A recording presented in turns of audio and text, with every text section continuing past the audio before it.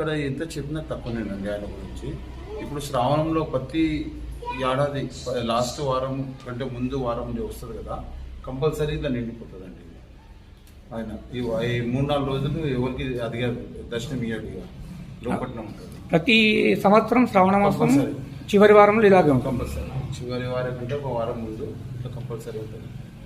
ఇక ఇక్కడ ప్రోగ్రాం కోసం చెప్తే ఈ శ్రావణం మొత్తం నెల మొత్తం హిందువుగారు శ్రావణం ప్రతిరోజు అన్నప్రసాద కార్యక్రమం చేపిస్తున్నారు. ప్రతిరోజు ఇక్కడ అన్నప్రసాదం ఉంది శ్రావణంలో మొత్తం. ఇక ప్రోగ్రాం అంటే ప్రతి ఎవరు వచ్చి వాళ్ళ చేతులు అభిషేకాలు చేసుకోవచ్చు, వాళ్ళు తీసుకోవచ్చు. అట్లా ఈ నెలలో మాస శివరాత్రి రోజు కళ్యాణం ఉంటుంది ఇక్కడ, మళ్ళీ రుద్ర హోమం ఉంటుంది. ఇది ఒక శ్రీనివాస్ శర్మ అని యువగారు వచ్చారు, అప్పటి నుంచి గుడి ఒక విధంగా ప్రోగ్రాంలు అవుతున్నాయి, జర మంచి డెవలప్. ఇప్పుడు ఈ గుడికి ట్రస్టీగా రంజన